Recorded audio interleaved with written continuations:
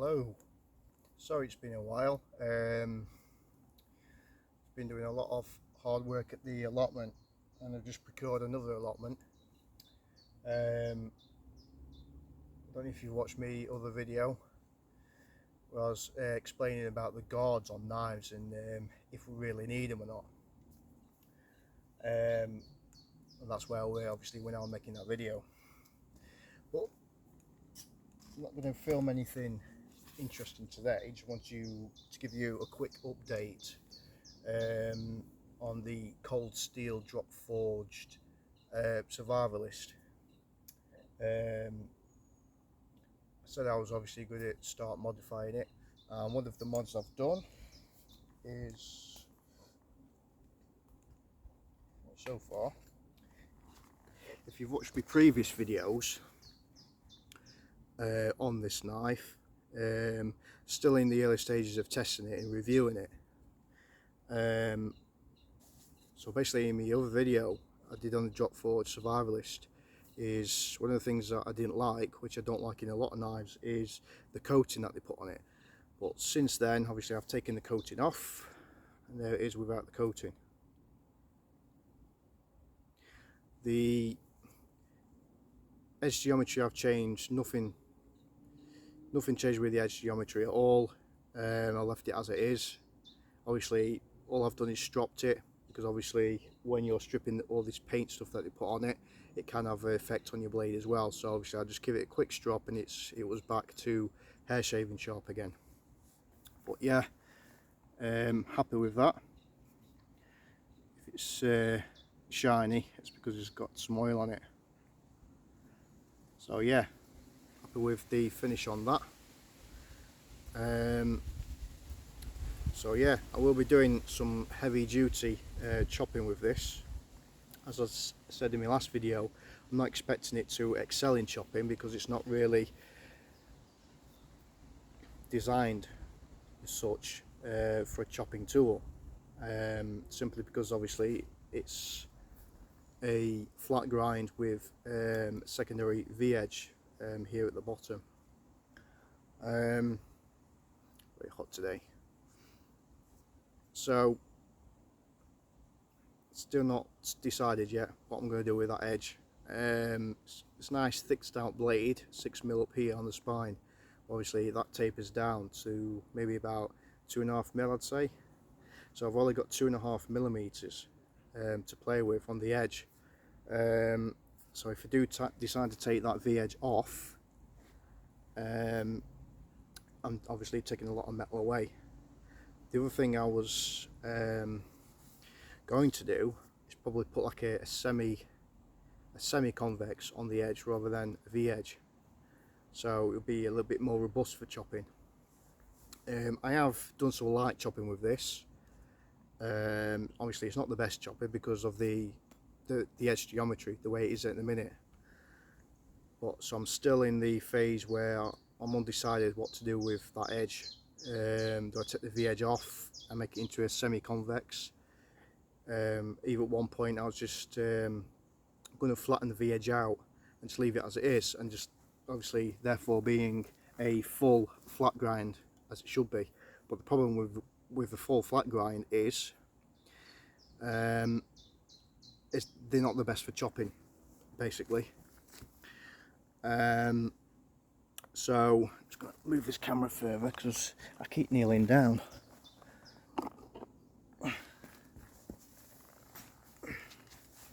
That's better. So yeah, so I'm undecided what to do with it yet. But so far it's been really good, really good performer. As far as V edges go, it's actually very well done. It's not too bad at all. Maintains its sharpness. It's certainly very sharp. Cutting tasks, it performs not bad for what it is. But obviously if that V edge was taken off, it'll be a hell of a lot better at slicing. But obviously, like I said before, the risk in doing that is there's a big chance of weakening the edge if I'm going to be using it for chopping. So either which way is going to be a bit of a compromise. So that's when I thought, well, maybe it might be best doing like a semi-convex on it, on that edge, rather than a V-edge. So therefore I can use it for both slicing and light chopping. So it's not really built like an axe, so it's I won't say it's one of my best choppers, but it certainly does do the job. If you need to build like a shelter or something. But I thought, obviously Cold Steel calls this the Drop Forge Survivalist. Now what I thought was, if you're making a knife that's going to be called a survivalist, for all intents and purposes this is a survival knife. A survival knife needs to be good at chopping. So calling this a survivalist, I probably would have designed it probably a little bit better. Certainly a knife like this is going to be, the primary task is going to be chopping, delimbing, chopping, etc. It's not really balanced for chopping. I like my choppers, as I explained in one of my other videos, I like my choppers to be blade heavy, and all the weight in here is basically I think, yeah, just in front of the cross guard. Now for a chopper you don't really want that weight there, you want it here at the blade portion, for to be a decent chopper basically. But saying that, I mean, it's a very solid built knife. Like I say, it's drop forged steel. It's all one piece of steel, from blade right through the handle and the cross guard. Obviously I've explained all this before. The other thing that comes apart is the handle slabs, the plastic handle slabs that they put on, but apart from that it's all one piece of steel, so it's very solidly built. But I just wish, and certainly the name suggests, I just wish they would have maybe designed it slightly different edge geometry, maybe a full convex or a saber grind, something of that nature, where it would be a lot better, more of a multi-tool, if it was that geometry. But at the minute it's just one lump of steel with a V-edge. Yeah, it's good at, not bad, it's cutting ability, since obviously I stropped it. Like I say, I've not done anything with the edge yet, just taking the coating off the blade, so it's still running a standard edge that it came with.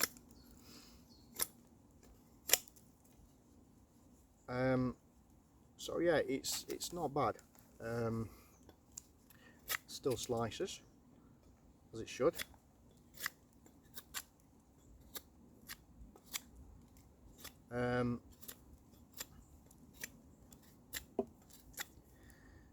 Yeah, still slices. Maybe a little bit better now that the coating is actually off, so it probably does slice slightly better. But it's just missing that weightiness of a heavy duty chopper. It's not weighted enough for me personally to be a good chopper, but as a general camp knife, yeah, it's perfect. But don't expect to chop dead trees down with it, although you could do that, but it will take you quite a while. I'd say it's more of a it's more of a machete grind than it is a big heavy duty chopper.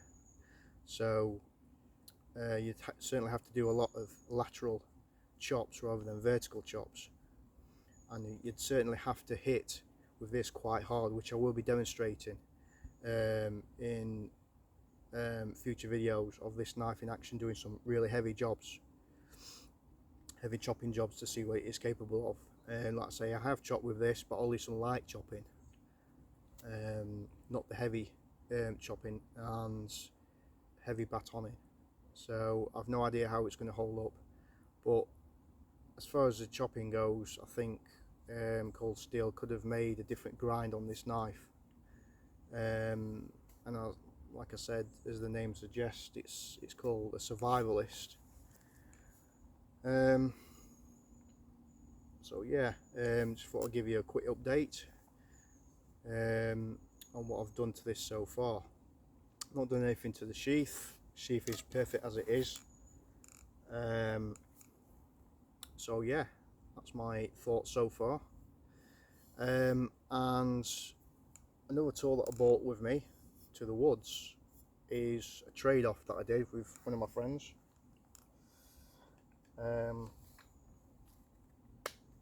Click that back into place, which is a knife that I've been after for a number of years now, which is this one,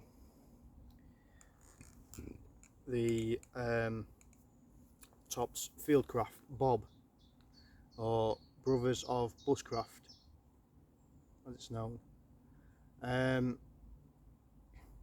Obviously this would be well used, this knife, obviously, because it's from a trade-off, so it is second hand, so it's not brand new. But all it needs is just a quick clean up and a quick strop, and then it's back to hair shaving shop. So I've been trying this out as well this afternoon.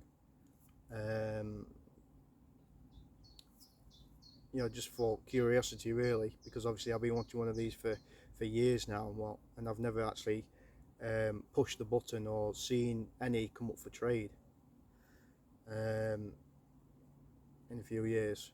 But it's nice, heavy, stout knife. So these midges are a pain in the arse. Yeah, it's a thick knife, full tang obviously, protruding tang all the way through the handle, so you can use that as a pommel or fire strike or whatever. It's got jimping on the blade here. I can't remember that being in the original. I'm not too sure if the guy Alex I traded with put them on. I'm not too sure. I couldn't really tell you. I'm presuming so. I'm not sure. But yeah, it's performed quite well this morning. Incredibly sharp. Good slicer, because obviously it's a Scandi, but it has got a secondary bevel, so it's not full Scandi. But yeah, it's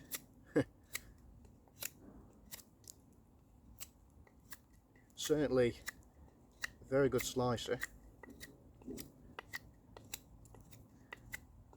Very, very sharp. It just makes light work of that. Definitely light work of that. A lot better than the Survivalist, but obviously Survivalist that I've just shown you is a lot bigger blade. And the edge geometry on this is designed, because it's Scandi, for slicing, but can be also designed for light chopping as well, because it is quite a stout blade, obviously. Not large enough to be heavy duty chopper, but yeah, good knife, really good knife, really sharp, and I'm enjoying it so far. So I probably will be doing a review of this as well in the future. So that's it. One more thing I was going to tell you is probably been coming to these woods for months now, maybe 3-4 months, I'm not too sure. And if you follow my channel at all, you would have heard me said that this top behind me was already there in the woods. Obviously one day I just happened to just stumble across it by pure accident. I saw the top like an apex in the distance with the sun shining off it, reflecting off it, and it looked like a shed. as I obviously got closer, it was a tarp, and this is the shelter I've been using ever since. It saves me getting my basher out, my shelter system, so I've been using this. And for the past maybe 4 months or so I've been coming up here, there was always that thought at the back of my mind who this shelter actually belongs to. I had no idea, because obviously for all the time I've been coming up here, I've never actually seen anybody come walk through these woods at all. And today obviously I was just having a cup of tea, just sitting down as I am now, and I heard a rustle behind me, a good few meters away behind me. I just happened to turn around, and a guy was coming through the woods, and so obviously I greeted him. I says, is this shelter yours by any chance? And he said, yeah. He said it's been up here for about the past 2 years. Obviously I introduced myself and said I've got my own channel and things. He introduced himself. Obviously I've not got him on camera, so obviously I'm not too sure if the guy wants to be filmed or not, so, but obviously he's left now, so. And yeah, it turns out it's his tarp. It's been there for 2 years, and he's into like outdoors, big fan of outdoors and bushcraft and wild camping, that kind of thing, same as I am. Nice guy, very like-minded, like me, and yeah, I've been waiting to meet this stranger for months now, because I often wondered whose tarp this is, and finally we meet. So yeah, hopefully be able to see him again and be able to arrange maybe some bushcraft talks, or maybe even get him on video. I'm not too sure. Depends if he wants to be on the video at all. But yeah, he seems to be a nice bloke. So yeah, so finally, yeah, I get to meet whose tarp it is. So that's another bonus from my day. Highlight of my day is meeting this person. And he says he's going to watch these videos tonight, which I hope he does. So again, if you're watching this, it was lovely to meet you today, and hopefully we'll be able to meet up in the near future as well. Sit down and have another brew. Hopefully you can bring your chair this time. Etc. But anyway, been trying to keep my videos down to 20 minutes, because obviously the process of uploading it takes forever in a day. We're coming up to about 18 minutes now. So I just wanted to do a quick update of what I've been doing today, and why I've been away from the channel again, because it's trying to find the time to do videos like this. I know there's not a lot of content on the channel at the minute, but obviously just need to bear with me. There will be. I've just got to find the correct time to do it, when I'm not busy, which I am really busy at the minute doing different things. But anyway, I'm going to wrap it up there. Again, for those who watches my channel, I've still got my little remote stick, not lost it yet. So yeah, I'm going to wrap it up there, and we'll catch you in the next video when I will actually be doing something. So bye bye for now.